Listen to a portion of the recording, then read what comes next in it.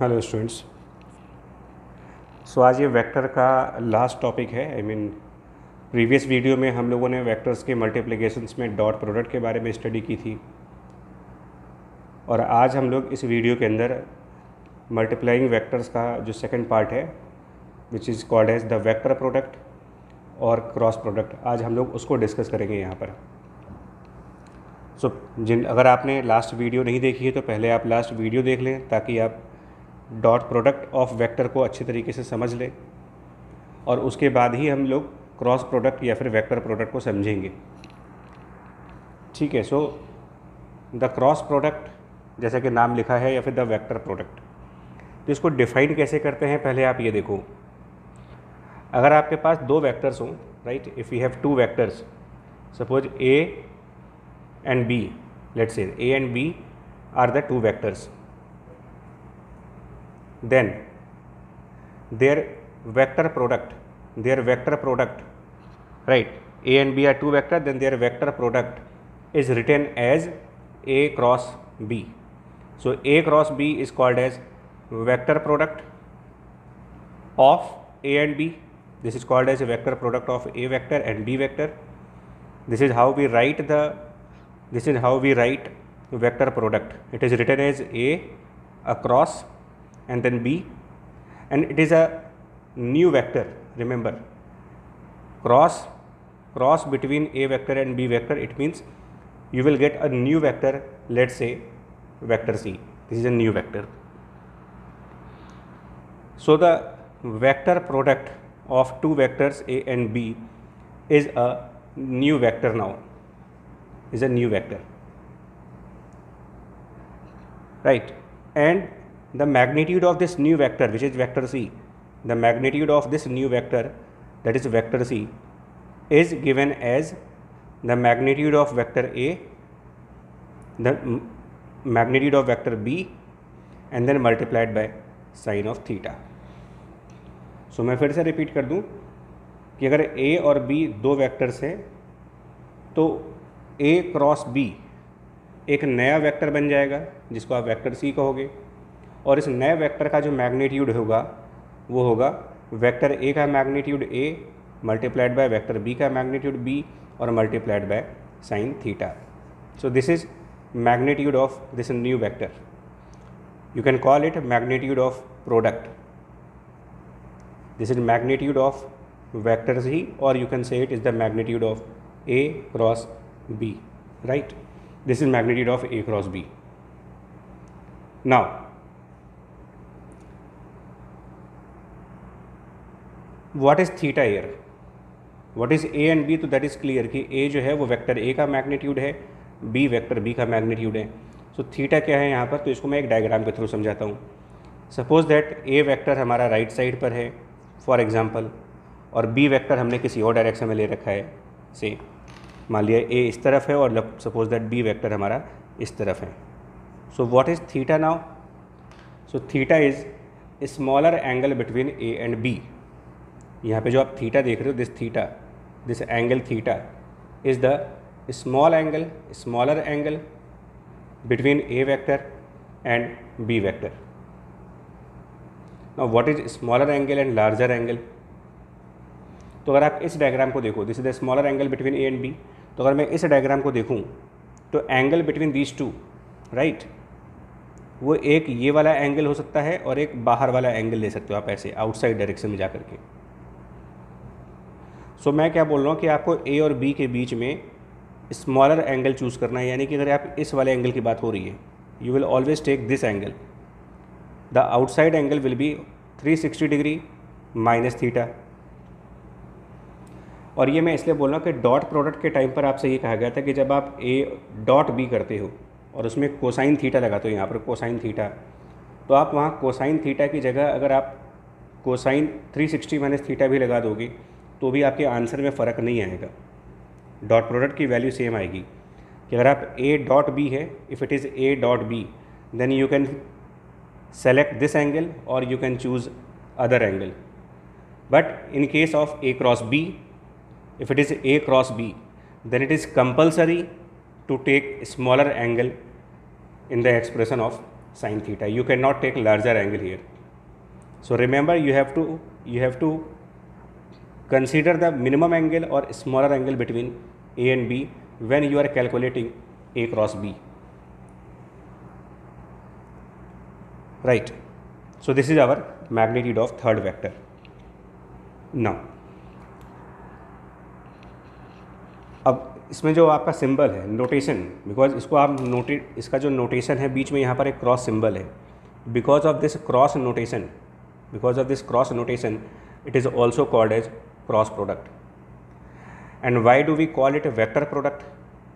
We call it a cross product because of this notation, and we call it a vector product because product A and B is now a new vector.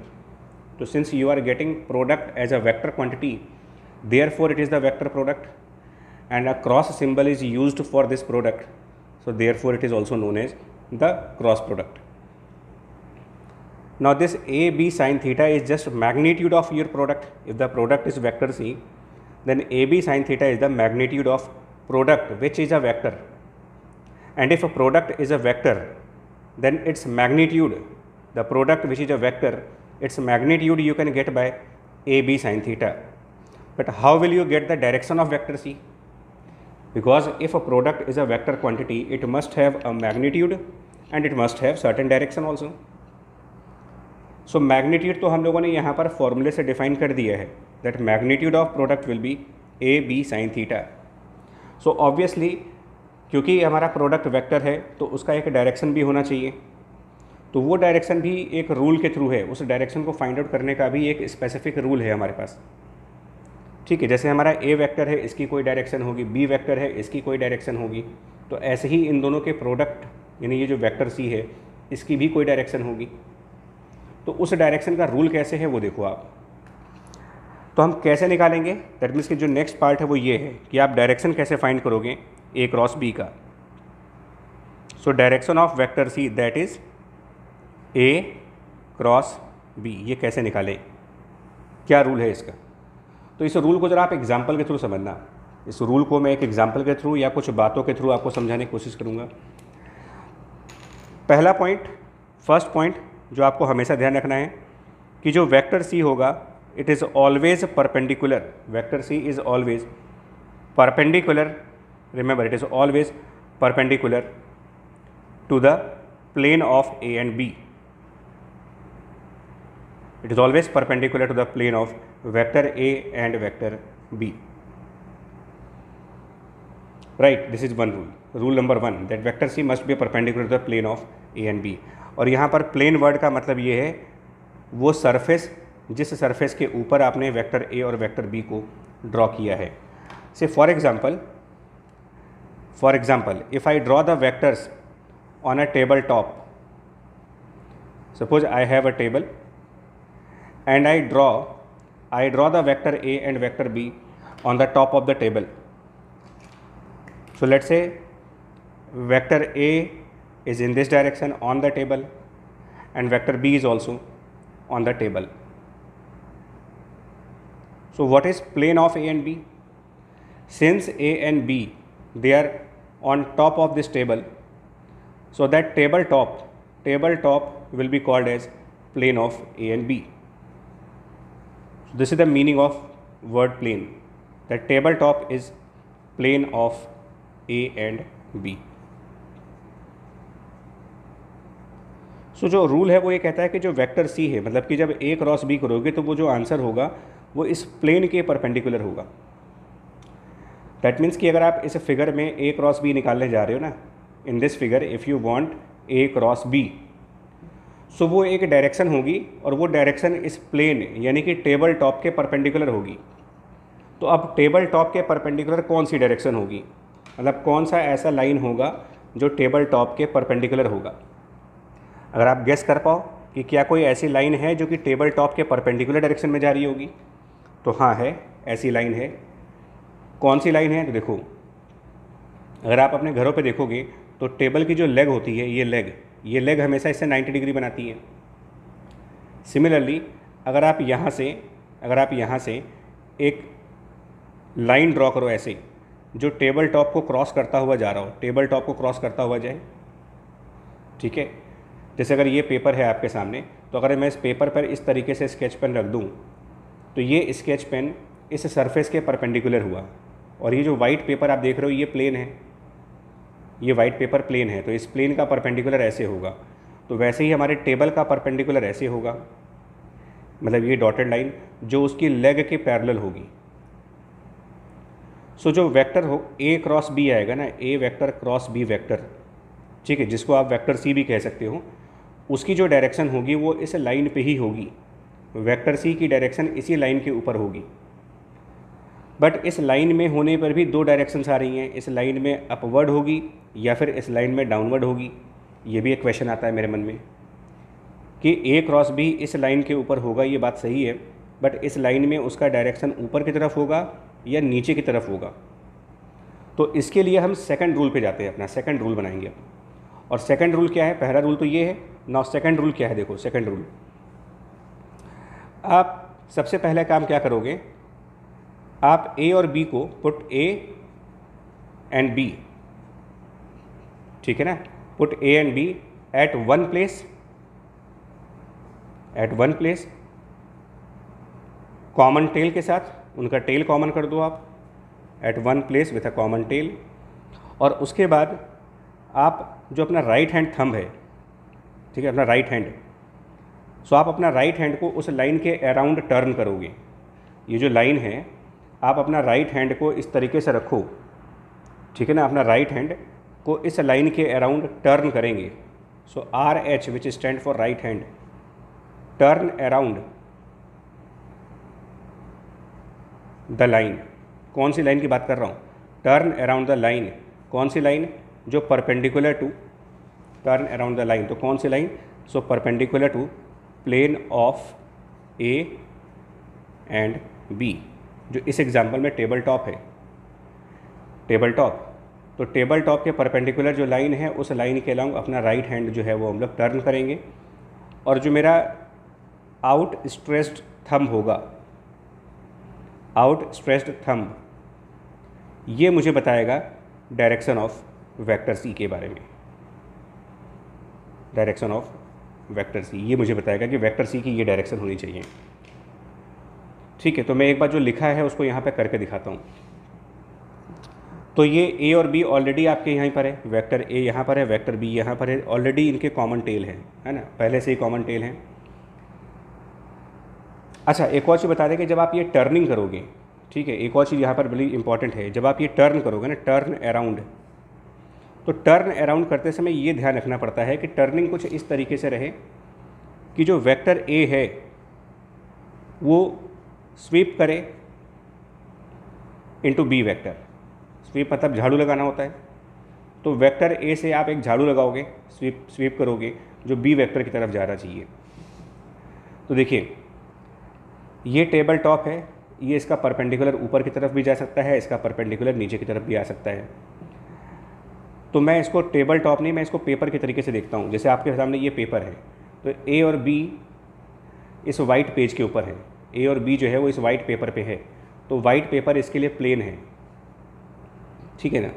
Plane of A and B is this white paper, और इस white paper के perpendicular ये line होगी, इस white paper के perpendicular ये line होगी।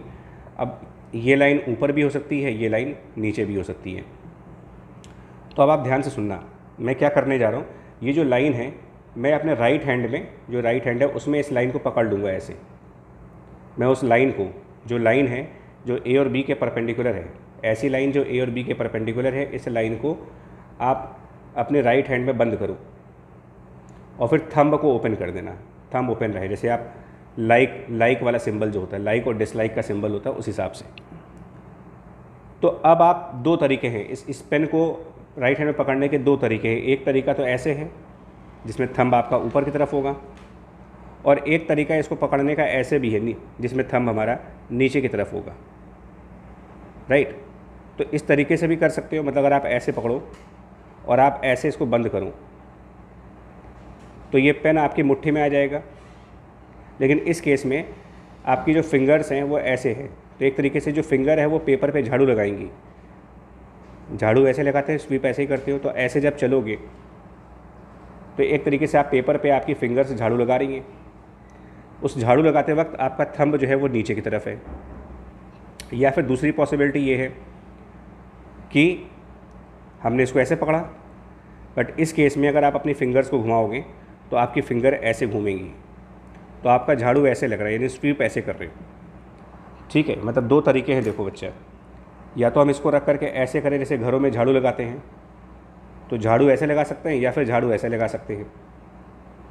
SVEEP करने का मतलब ये है, स्वीप करना मतलब ऐसे ऐसे कोई एक चीज़ होगी। तो हमें इस ए को बी की तरफ स्वीप करना है, यही यहाँ पर मैंने बाद में ऐड किया है, ए स्वीप इनटू बी। यानी कि आपको क्या करना है बता दूं, यहाँ पर आप इस ए को बी की तरफ ऐसे स्वीप करो, सिंपल है। तो आप इमेजिन करो कि अगर आपने ऐसे एक झाड़ू ली, ऐसे एक झाड़ू है या वो पेन है, तो आप इस तरीके से अगर स्वीप करना चाह रहे हो, अगर आप स्वीप ऐसे करना चाह रहे हो कि ए बी की तरफ जाए, तो ऐसा स्वीप राइट हैंड से करने के लिए आप जब अपनी मुट्ठी बंद करोगे तो ऐसे होगा, और जब मुट्ठी आप बंद करोगे और ऐसे होगा तो जो आपका थंब है वो ऊपर की तरफ पॉइंट आउट कर रहा है, ऊपर की तरफ। तो हम क्या कहेंगे कि इस केस में जो ए क्रॉस बी होगा, in this case A cross B is outward, यानी ये जो ऊपर की तरफ डायरेक्शन आ रही है इस वाइट पेज के ऊपर की तरफ, ठीक है जी, ये डायरेक्शन हमारी कहलाएगी direction of A cross B इस डायग्राम के अंदर। यानी इस फिगर में आप क्या कहोगे कि ए क्रॉस बी इज़, इसको हम लोग टेक्निकली ऐसे लिखते हैं out of page. Out of page word का मतलब ये होता है, A cross B is out of page, इसका मतलब ये होता है कि ये डायरेक्शन होगी इस पेज से बाहर की तरफ, यानी इस पेज से ऊपर की तरफ। और अगर अंदर जाएंगे तो उसको हम इनटू द पेज लिखेंगे, इनटू द पेज। तो उसको वहाँ की बजाय अगर आप इसे टेबल टॉप पर समझाना चाहते हो तो टेबल टॉप के हिसाब से ये होगा कि ए को बी की तरफ हम ऐसे स्वीप करेंगे, और जब ए को बी की तरफ हम स्वीप करेंगे तो ऐसा स्वीप करते वक्त हमारा थंब ऊपर होगा। तो क्योंकि हमारा थंब ऊपर है तो ये डायरेक्शन ए क्रॉस बी की होगी। This is the direction of A cross B. ठीक है, मैं एक और एग्जांपल दिखाता हूँ आपको। एक और एग्जांपल यहाँ पे देख लेते हैं जल्दी से, थोड़ा सा क्लैरिटी और आएगी आपको। तो मैं एक और एग्जांपल दिखाता हूँ, मुझे इस पेज को थोड़ा सा सेट करने दीजिए आप। ठीक है, तो एक और एग्जांपल ऐसे देख लो एंड देन थोड़ी सी क्लैरिटी आएगी। मान लिया टेबल टॉप का ही एग्जांपल फिर से ले रहा हूँ, फिर से अगेन टेबल टॉप का एग्जांपल। अब आपके पास ए और बी वेक्टर्स कुछ इस तरीके से हैं, ठीक है ना। देखना, सपोज़ करो ए वेक्टर इधर है, मान लिया इस तरफ ये ए वेक्टर है, एंड लेट्स से जो बी वेक्टर है वो किसी और डायरेक्शन में, यानी कि इस तरफ है, ये आपका बी वेक्टर है। तो अब आप हमेशा ध्यान रखना है ए से बी की तरफ आना है, मतलब पहले आप झाड़ू को ए पर रख दो and now it is swept towards B, A से बी, यानी इस तरीके से स्वीप करना है आपको। जैसे क्रिकेट में भी स्वीप शॉट होता है, बैट जब घुमाते हैं ग्राउंड पे रख करके तो ये कहते हैं कि बैट्समैन ने स्वीप किया है। तो स्वीप करने का मतलब बेसिकली इस तरीके से घुमाना होता है। तो जब आप ए को बी की तरफ घुमाओगे, वो भी राइट हैंड से, तो राइट जब आप ऐसे स्वीप करोगे ना इस तरफ क्लॉकवाइज, तो जब आप ये वाला स्वीप करोगे तो ऑब्वियसली आपका थंब नीचे जाने वाला है। तो इस केस में जो ए क्रॉस बी होगा वो उस टेबल के नीचे की तरफ आ जाएगा, ऐसे नीचे की तरफ जो डाउनवर्ड एरो होगा, ये होगा direction of A cross B. ठीक है बच्चा, तो ये तरीका होता है ए क्रॉस बी की डायरेक्शन को देखने का, स्वीप मेथड।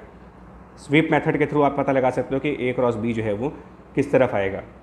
बट ये एक चीज़ बिल्कुल क्लियर है कि ए और बी जहाँ पर भी आपने बनाए होंगे, अगर आप ए और बी को आप इस वाइट पेपर पे बना रहे हो तो ए क्रॉस बी इस वाइट पेपर के परपेंडिकुलर होगा। अगर आप ए और बी किसी और सरफेस पे बना रहे हो, मैं एक और एग्जांपल दे देता हूँ आपको ताकि और क्लैरिटी आ जाए। सपोज़ करो आप अपने टेबल का ही एग्जांपल ले रहे हो, एक बार फिर टेबल का एग्जांपल, और ये आपकी स्टडी टेबल है मान लूँ, और उस स्टडी टेबल में यहाँ पर भी एक एल शेप का कुछ लगा हुआ है आपका, ठीक है ना, इस टाइप से ऐसे लगा हुआ है। और अब आपने ए और बी यहाँ बनाए, है ना, ए और बी आपने यहाँ बना दिया। मान लिया कि जो आपका ए वेक्टर है वो इस तरफ है इस सरफेस के ऊपर, और बी वेक्टर जो है वो आपका इस तरफ है, मान लो ये बी है।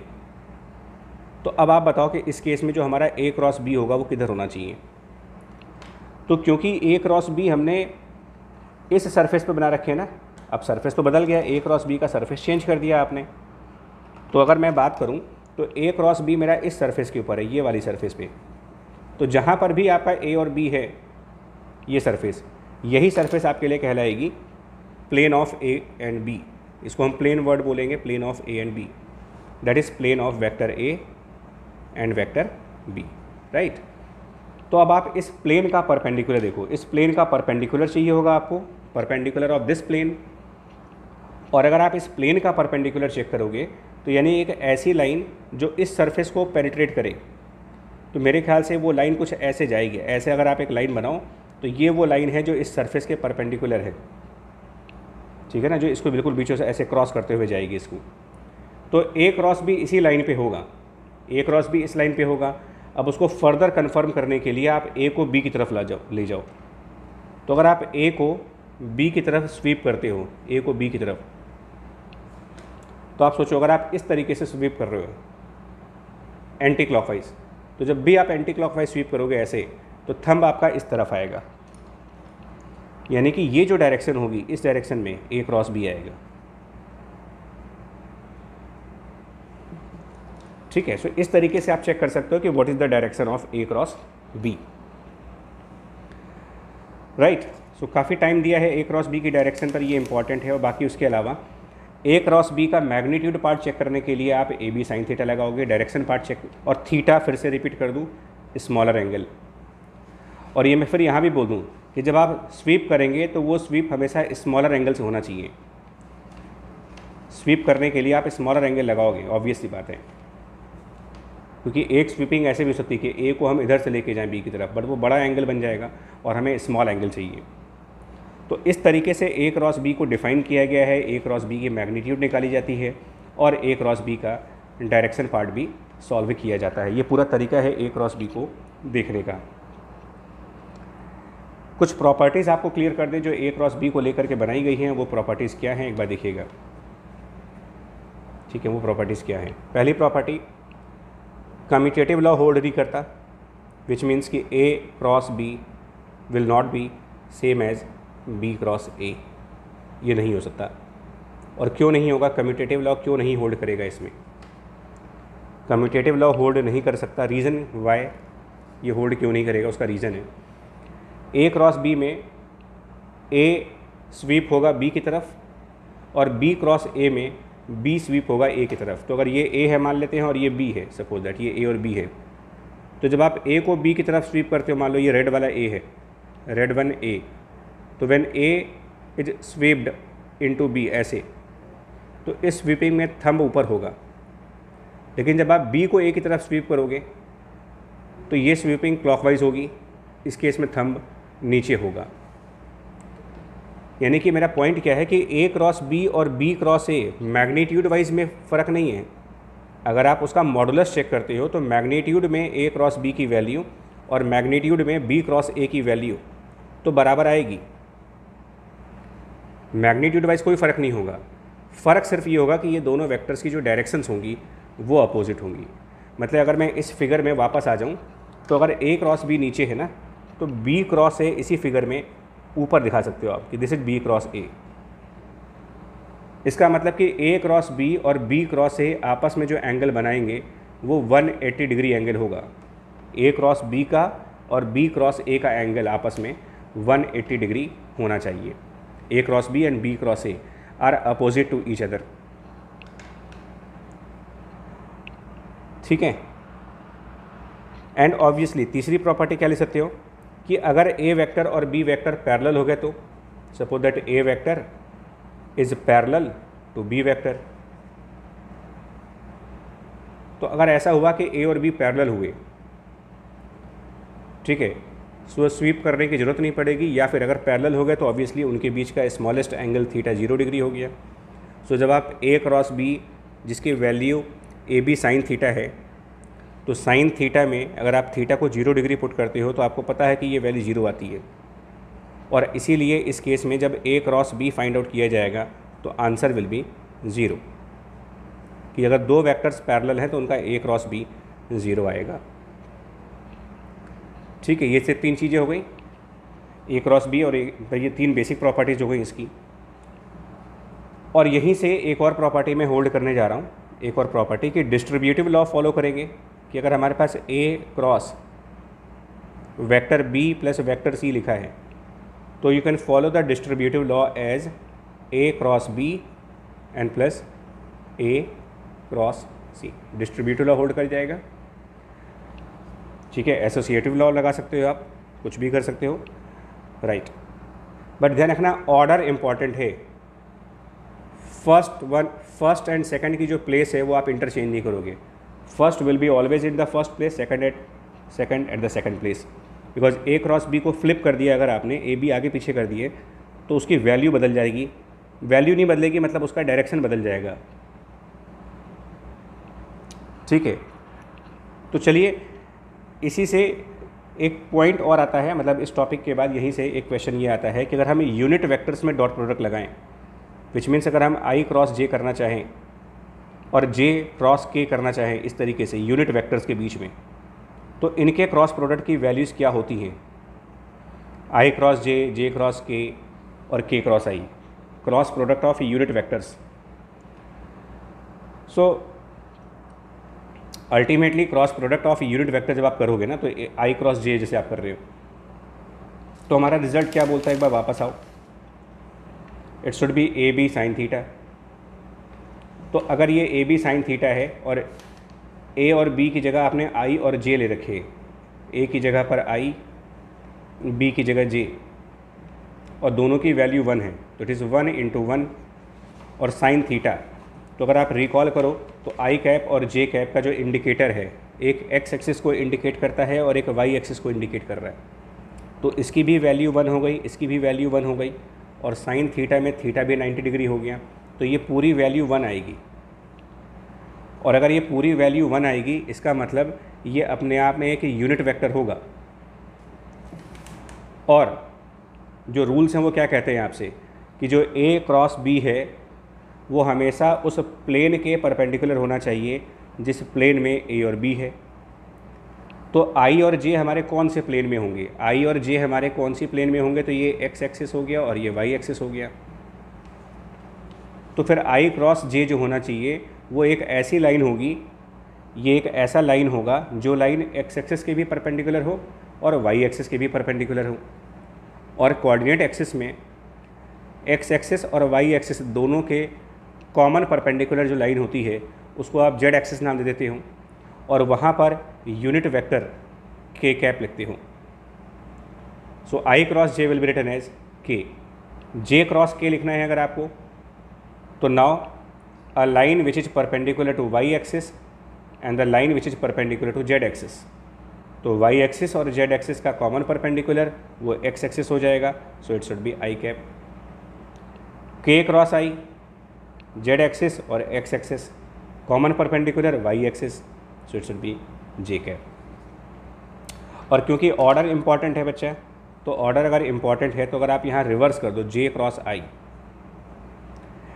एक्चुअली हमारा जो कन्वेंशन है वो एक्स वाई जेड है, जो राइट सही ऑर्डर है वो एक्स वाई जेड का है। This is the right order. So X Y answer will be Z, Y Z answer will be X. X Y Z को लूप में लगा दो आप, एक्स वाई जेड अगर आप एक लूप में लगाओ तो एक्स वाई जेड फिर एक्स वाई जेड बार बार वही आएगा ना। सपोज अगर इसको मैं लूप पे लगाऊँ तो एक्स वाई जेड लूप में आ गया। जैसे हम गाना सुनते हैं तो गाना लूप पे लगा के सुनोगे अगर आप, तो जहाँ पर गाना ख़त्म होता है उसके बाद अगर लूप पे लगा रखा है तो फिर गाना वहीं से स्टार्ट हो जाता है, सेम वही गाना फिर से रिपीट होगा। तो ऐसा मान लो कि एक्स वाई जेड लूप में है, तो एक्स और वाई का प्रोडक्ट जेड हो गया, वाई और जेड का प्रोडक्ट एक्स हो गया, एक्स और वाई का प्रोडक्ट जेड हो गया। इस तरीके से चलते हैं, ठीक है बच्चा। जेड और एक्स अगर लूप में लगाया, ध्यान सुनना कैसे याद करोगे, X Y then next Z आएगा, वाई जेड लूप में चल रहे हो वाई जेड, तो उस लूप में next is X. So Y और जेड का प्रोडक्ट एक्स, जेड और एक्स करोगे तो अब उस लूप में अगला नंबर वाई है, इसीलिए के क्रॉस आई को मैं जे कैप कह रहा हूँ, जे क्रॉस के को मैं आई कैप कह रहा हूँ, और आई क्रॉस जे को मैं के कैप कह रहा हूँ। सो इस तरीके से भी आप याद रख सकते हो कि क्या वैल्यू बनेगी इसकी। बट अगर आप जे क्रॉस आई करते हो ना, तो मैंने कहा कि ए क्रॉस बी और बी क्रॉस ए में अपोजिट डायरेक्शंस हो जाती हैं। तो अगर आई क्रॉस जे के है तो J cross A because of the opposite direction minus K cap. Similarly K cross J should be minus I cap and I cross K should be minus J cap. And last में एक और चीज़ होगी बच्चे कि अगर आप आई cross आई करते हो तो यहाँ पर ये कंसेप्ट है कि अगर ए पैरेलल टू बी है तो आंसर 0 आएगा। नाउ आई क्रॉस आई, ये भी x हो गया, ये भी x हो गया, तो इन दोनों के बीच में 0 डिग्री एंगल बन गया। इस वजह से आई क्रॉस आई की वैल्यू 0 होगी और सिमिलरली जे क्रॉस जे की वैल्यू 0 होगी, के क्रॉस के की वैल्यू भी 0 होगी, यानी क्रॉस प्रोडक्ट इनमें नहीं आएगा। और इस चीज़ को मैं यूज़ कर सकता हूँ कि यूनिट वेक्टर्स के फॉर्म में। राइट, देखो मैं इसको कैसे यूज़ करूँगा। अगर मैं जो वेक्टर प्रोडक्ट है उसको मैं यूनिट वेक्टर फॉर्म में लाऊं, vector product in unit vector form, तो इसको ध्यान से देखिएगा क्या करना होगा आपको। सपोज़ करो कि जो ए वेक्टर है, मैं एक एग्जांपल लूँगा, इसको मैं एक एग्जांपल लेता हूँ। सपोज ये 2i माइनस 3j है और जो बी वेक्टर है for example it is 4j and plus let's say 5k है। And our question is what is the value of A cross B. तो देखो इसको सॉल्व करते हैं कि ए क्रॉस बी क्या होगा। सॉल्व कैसे करेंगे देखो। सो ए क्रॉस बी अगर मुझे यहाँ पर सॉल्व करना है ना, तो आप क्या करो, वेक्टर ए की वैल्यू पुट करो 2i minus 3j cross vector B की वैल्यू 4j प्लस 5k। अब पहले ब्रैकेट का, फर्स्ट ब्रैकेट का हर एक टर्म इनके साथ क्रॉस होगा। Each term of first bracket will be in cross with every term of second bracket, distributive law. यानी कि पहले आप 2i को ले लो और 2i का क्रॉस करेंगे इसके हर एक ब्रैकेट से, तो 2i क्रॉस 4j, फिर 2i का क्रॉस होगा 5k से, ठीक है। देन अब इसके अगले ब्रैकेट माइनस 3j, तो माइनस 3j का इनमें से हर एक के साथ क्रॉस करेंगे। So minus 3j cross 4j, ठीक है जी, इधर की तरफ। एंड देन एक और चीज़ आएगी यहाँ पर माइनस 3j क्रॉस 5k, ठीक है। देखो ये बनेगा ए क्रॉस बी की वैल्यू, ठीक है। ये हो गया, मैंने सबको क्रॉस कर दिया। अब आप इसको 1 बाय 1 सॉल्व करो जैसे मैथमेटिक्स में करते हो। तो इसको 1 बाय 1 कैसे सॉल्व करोगे। पहला नंबर 2i क्रॉस 4j, मैं इसको आंसर यहाँ पर पुट कर रहा हूँ बिकॉज स्पेस कम है उधर, तो आप यहाँ पर आंसर देखिएगा 2i क्रॉस 4j, तो 2 और 4 मल्टीप्लाई होकर के 8 हो जाएंगे। और i क्रॉस j यहाँ वाले टेबल पर रहने रखिएगा, i क्रॉस j उसको k लिख देंगे। Then 2i cross 5k, 2i cross 5k में 2 और 5 का क्रॉस तो 10 हो गया। और i क्रॉस k यहाँ से देखो तो माइनस j होगा। देन यहाँ पर देखो j क्रॉस j है, j क्रॉस j, और यहाँ से आप देखो j क्रॉस j की वैल्यू 0 होगी। सो ये थर्ड टर्म आपका 0 हो जाएगा j क्रॉस j। और लास्ट टर्म जो है ना, last term which is minus 3j plus 5k, तो minus 3 into 5 is now minus 15, और वहाँ पर j क्रॉस k चल रहा है, j क्रॉस k, और j क्रॉस k यहाँ से देखो आप तो j क्रॉस k की वैल्यू i है, so it is minus 15i। इसको रीअरेंज कर दें तो minus 15i cap minus 10j cap और प्लस 8k कैप, ये इसका आंसर हो गया, ठीक है। This is the answer. तो इस तरीके से आप इसको ए क्रॉस बी को सॉल्व कर सकते हो। मैं एक और एग्जांपल लेने जा रहा हूँ, एक और एग्जांपल मैं यहाँ पर पुट करने जा रहा हूँ कि ए क्रॉस बी को और जनरलाइज कैसे करोगे। तो एक और एग्जांपल लेके देख लेते हैं और उसके बाद इसको ईजिली करेंगे। सपोज़ ए वेक्टर जो है it is A X I cap which is X component, A Y मतलब उसका वाई कंपोनेंट, और let say A Z K cap. Vector B जो है उसको आप ऐसे लिख लो, B X I cap plus B Y J cap और plus B Z K cap. अब आपको ए क्रॉस बी करना है, तो आप ब्रैकेट तो लिखोगे बट मैं यहाँ पर ब्रैकेट नहीं लिख रहा, मैं आपको डायरेक्ट करने जा रहा हूँ। आप वेक्टर ए का एक टर्म पकड़ लो, आप इसको पकड़ लो और इसको तीनों के साथ क्रॉस करेंगे, इन तीनों के साथ क्रॉस कर देते हैं। तो सबसे पहले आएगा ए एक्स, और ए एक्स आई कैप का इसके साथ क्रॉस होगा, तो A X B X I cross I, plus A X I cap का बी वाई जे कैप के साथ क्रॉस होगा, तो A X B Y I cross J, plus उसका क्रॉस इस तीसरे वाले के साथ भी होगा, तो A X B Z I cross K, इस तरीके से लिखते जाएंगे। प्लस अब आप इस सेकंड वाले को उठाओ और इसको वेक्टर बी के तीनों कंपोनेंट्स के साथ क्रॉस करेंगे, तो नाउ ए वाई बी एक्स और जे क्रॉस आई। इसका ध्यान रखना है, ऑर्डर पहले होगा, तो क्योंकि ए क्रॉस बी है तो ए वाला पहले होना चाहिए, बी वाला बाद में होना चाहिए, तो जे पहले आएगा, आई बाद में होगा। प्लस ए वाई बी वाई जे क्रॉस जे, प्लस ए Y B Z J cross के। अब आप तीसरा वाला उठाओ, तीसरा वाला ए जेड है, तो ए जेड और उसको पहले बी एक्स के साथ क्रॉस करेंगे, तो वो के क्रॉस आई होगा। देन उस ए जेड को बी वाई के साथ क्रॉस करेंगे, ए जेड और बी वाई, तो वहाँ पर के क्रॉस जे होगा, और प्लस उस ए जेड को बी जेड के साथ क्रॉस करेंगे तो के क्रॉस के होगा। सो हालांकि ये लेंदी प्रोसेस हो गया काफ़ी, बट ऑप्शन मेरे पास और कुछ है नहीं अभी।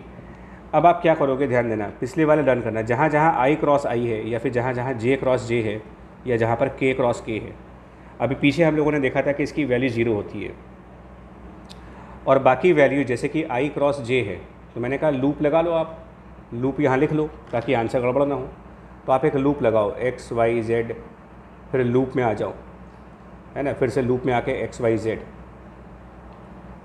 तो जब आप ऐसे याद कर सकते हो ना इसको, तो याद भी करना है मेरे को, तो देखो पहला फैक्टर क्या होगा, ए एक्स बी वाई आई जे यानी कि एक्स वाई, तो एक्स वाई अगला नंबर जे यानी के कैप हो गया ये। ए एक्स बी जेड और आई क्रॉस के है, तो A X B Z I cross K मतलब एक्स जेड, तो एक्स जेड नहीं होता, जेड एक्स होता है, जेड के बाद एक्स आएगा तो उसका आंसर जे होगा। लेकिन अगर आप उल्टा चलोगे आई क्रॉस के, तो लूप में रिवर्स करोगे, तो रिवर्स जाने पर आपको माइनस लिखना पड़ेगा, यानी कि माइनस ऑफ जे। प्लस तीसरा टर्म क्या है, ए वाई बी एक्स, जे क्रॉस आई का मतलब हो गया वाई से एक्स की तरफ, तो हमारा लूप हमारा फॉरवर्ड चल रहा है, तो वाई से एक्स तो बैकवर्ड जाना पड़ेगा ना आपको, तो इसको माइनस हो जाएगा, माइनस के प्लस, ठीक है। अब आपके पास क्या बचा, ये टर्म ए वाई बी जेड, तो ए वाई बी जेड की वैल्यू जे क्रॉस के यानी कि वाई जेड, तो वाई जेड अगला नंबर एक्स यानी कि आई कैप, ठीक है ना। देन ए जेड बी एक्स, अब जेड आई है ना, जेड एक्स, तो जेड एक्स लूप में ही चल रहा है आपका, जेड एक्स फॉरवर्ड ही चल रहा है, जेड एक्स फॉरवर्ड है, अगला नंबर वाई यानी कि जे कैप, और लास्ट में ए जेड बी वाई वो के क्रॉस जे यानी कि जेड वाई, तो जेड वाई के लिए पीछे जाओगे तो वो माइनस आई कैप हो जाएगा। और इन सब को जब फिर से रीअरेंज वगैरह कर देते हैं तो फाइनल जो रिज़ल्ट बनने वाला है वो कुछ ऐसा आएगा आपका, ultimately your result will be A Y B Z minus B Y A Z I cap, then minus A X B Z minus A Z B X J cap, and then A X B Y minus A Y B X K cap. So ये इसकी value होगी ए cross B की। इस तरीके से आप unit vector notations में ए cross B की वैल्यू को निकालोगे। बट आपको खुद लग गया होगा कि यार ये मेथड काफ़ी लेंदी होता जा रहा है ना, आई मीन बहुत टीडियस मेथड है, इतना लिखना है फिर सब कुछ याद रखना है। तो यहाँ पर एक मैथमेटिकल अप्रोच होती है जो डिटर्मिनेंट मेथड होती है, डिटर्मिनेंट मेथड। तो उसके हिसाब से अगर आप इसका फास्ट वे, इसको जल्दी करना चाहते हो तो there is a fast way.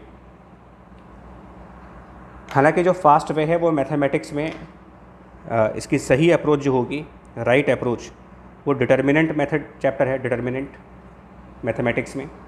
But अभी आपका पर्पज़ मैं पूरा कर देता हूँ। पर्पज़ पूरा करने के लिए आप क्या करूँ कि आप ए वेक्टर को यहाँ लिख दो, ए X I cap plus A Y J cap plus A Z K cap, और ऐसे ही बी वेक्टर को यहाँ पे लिख दिया तो B X I cap plus B Y J cap और plus B Z K cap. अब अगर मुझे ए क्रॉस बी निकालना है तो मेरी बात ध्यान से सुनिएगा, मैं इसको जल्दी से कैसे कर सकता हूँ। आप एक ब्रैकेट लगाओ, उसके बाहर पॉजिटिव साइन और उसमें आई कैप, फिर माइनस साइन, एक और ब्रैकेट, जे कैप। इसका लॉजिक आपको मैथमेटिक्स में मिलेगा बच्चा, डिटर्मिनेंट मेथड में मिलेगा। इसका लॉजिक जो है वो डिटर्मिनेंट मेथड में आएगा मैथमेटिक्स में। अभी हम सिर्फ अपना काम चलाएंगे, आई मीन सिर्फ अपने आंसर से मेरे को इंटरेस्ट है कि मेरा आंसर आना चाहिए। तो मैं सिर्फ अपना आंसर लाने के लिए इस तरीके को डिस्कस कर रहा हूँ कि मैं ए क्रॉस बी को जल्दी से कैसे सॉल्व कर सकता हूँ। सॉरी, डिस्टर्बेंस होगी बच्चा।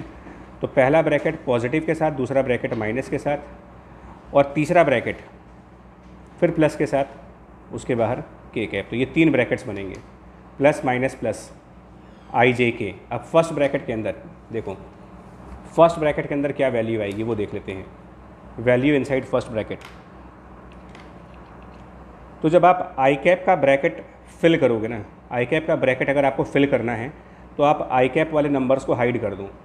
जो आई और आई है इनको हाइड कर दें, और उसके बाद जो नंबर्स आपके सामने दिखें उनका क्रॉस करो, क्रॉस। जैसे कि ए वाई का क्रॉस बी जेड, ए वाई बी जेड, यानी ए वाई को बी जेड से मल्टीप्लाई करो और ए जेड बी वाई, ऐसे क्रॉस बनेगा, इसीलिए क्रॉस नाम भी है इसका। तो हम क्या करेंगे, A Y multiplied by B Z यहाँ पर पुट कर देंगे, ए वाई बी जेड, और फिर यहाँ से बी वाई ए जेड, और बीच में एक नेगेटिव साइन।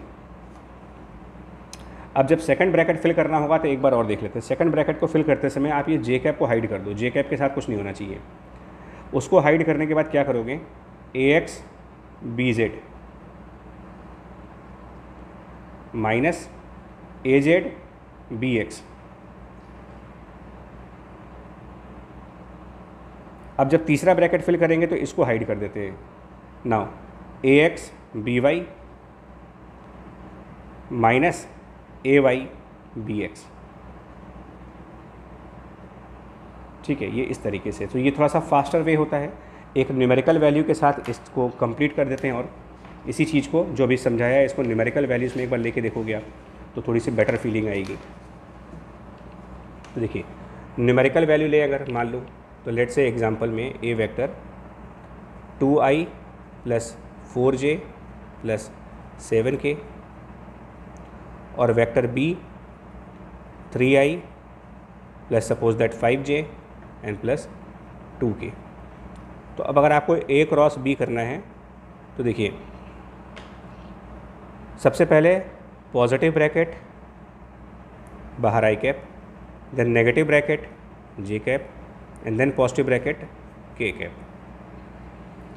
अब पहले ब्रैकेट के अंदर क्या आएगा ना, तो आप आई कैप के नंबर को हाइड कर देते हैं। ये नंबर हाइड हो गया, तो अब आपके पास 4 × 2 8, फिर माइनस लगाओ, और 7 × 5 35। जब दूसरा ब्रैकेट आएगा तो जे कैप को हाइड कर दो। अब 2 × 2 4 माइनस 7 × 3 21। तीसरे ब्रैकेट के लिए के वाले को हाइड कर दो, 2 × 5 10 माइनस 4 × 3 12। सो अब आप इसको सिंप्लीफाई कर सकते हो, 8 माइनस 35, इसको सिंप्लीफाई कर लेंगे तो ये माइनस 27 आई कैप और यहाँ पर 4 - 21 इज़ -17, बट बाहर भी एक माइनस है तो +17 जे कैप और ये -2 के कैप। अब ज़रा यहाँ पर मैंने एक आपके लिए एक ऑब्जर्वेशंस हैं, एक मैं चीज़ ऑब्ज़र्व करने जा रहा हूँ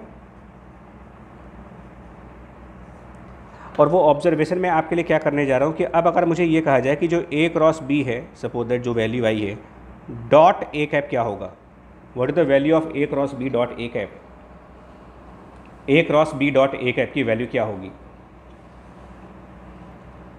ठीक है यार, तो अब डॉट है, ध्यान रखना डॉट प्रोडक्ट, तो डॉट प्रोडक्ट में A क्रॉस B की जो वैल्यू आई है वो -27 आई +17 J -2 के, और बीच में जब डॉट हो गया ना, और डॉट के बाद फिर से A वेक्टर लिखना है आपको, तो 2i +4j +7k।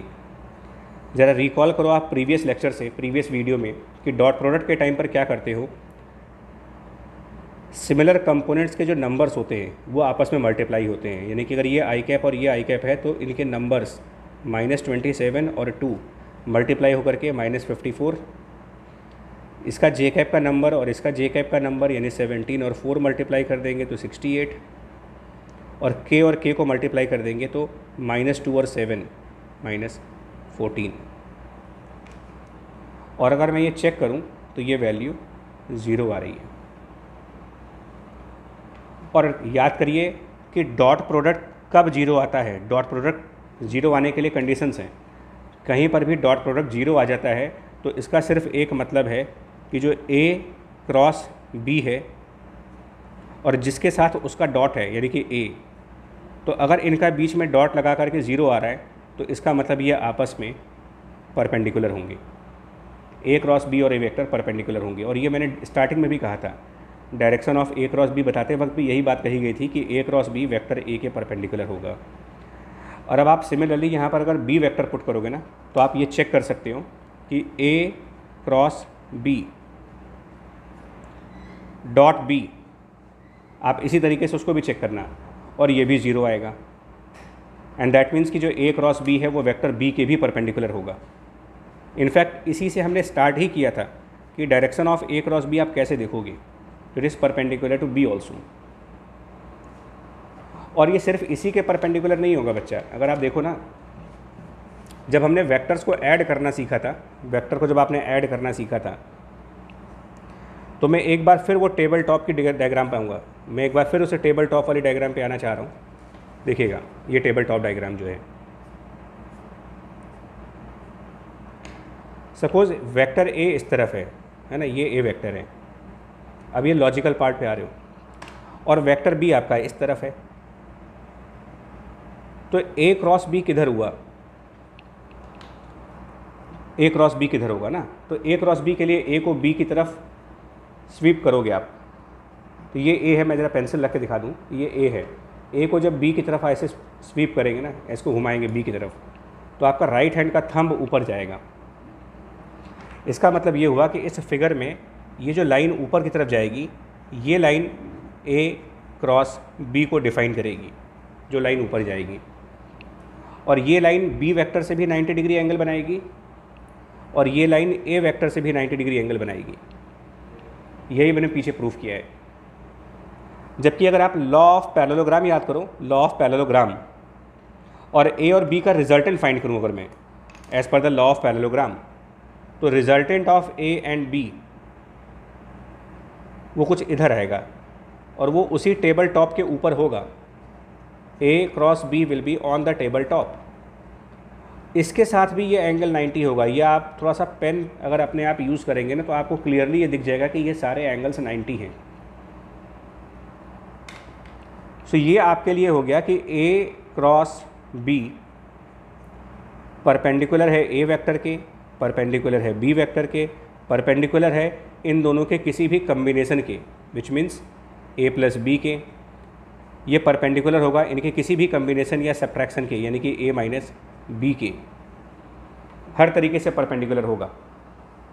और जब मैं कोई भी कम्बिनेशन कह रहा हूँ तो आप ये भी कर सकते हो, आप परपेंडिकुलर टू यहाँ 2A प्लस 3B इस तरीके से भी कंबाइन करोगे तो भी आप देख सकते हो कि A क्रॉस B इसके परपेंडिकुलर होगा।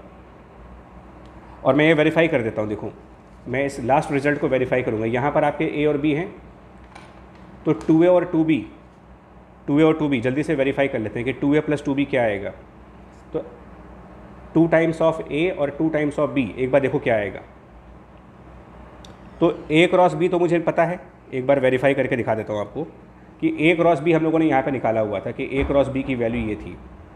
a क्रॉस b तो आ जाएगा -27i + 17j और -2k, this is a cross b। और अगर आप 2a + 3b निकालते हो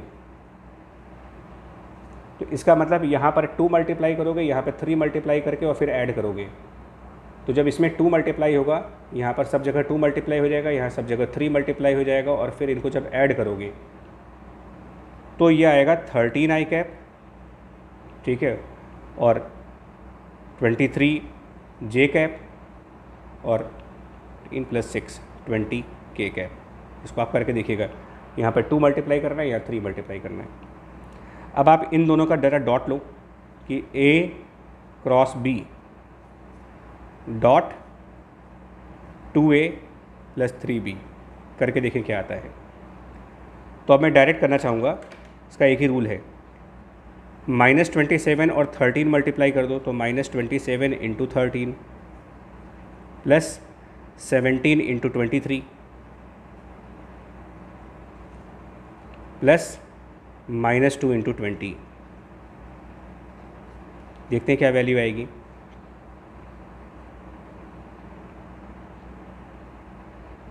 I think it is -351 plus this is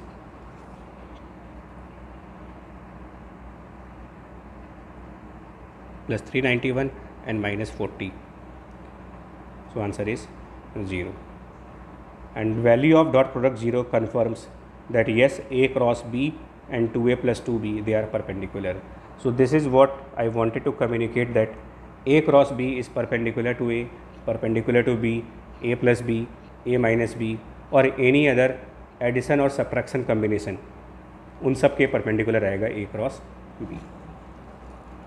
So this was the complete theory for a cross b, that is cross product vectors. आप इन सबको एक बार देखेंगे, आई मीन क्रॉस प्रोडक्ट को, इन सब वीडियोस को एक बार फिर से देख लो, क्रॉस प्रोडक्ट की प्रॉपर्टीज़ आप समझ लीजिए। और इसके बाद नेक्स्ट वीडियो में इस वेक्टर चैप्टर के कुछ और एप्लीकेशन पार्ट्स, जैसे कि area of triangle, area of parallelogram, volume of parallelepiped, और कुछ एक्स्ट्रा पॉइंट्स, एक्स्ट्रा कवर्स, जैसे कि इक्विलिब्रियम ऑफ वेक्टर्स, लामीज़ थ्योरम। तो कुछ एडिशनल चीज़ें हैं जो वेक्टर्स के बियॉन्ड हैं, जिसका हमारे मैकेनिक्स के सिलेबस में यूज़ होता है, तो वो मैं नेक्स्ट वीडियो में डिस्कस करूँगा आपके साथ। तब तक के लिए आप इसको सेल्फ स्टडी करें, प्रैक्टिस करें, और जो डाउट्स हैं वो कमेंट बॉक्स के थ्रू या फिर पर्सनल मैसेज करके आप पूछ सकते हो। Till then, take care, stay happy.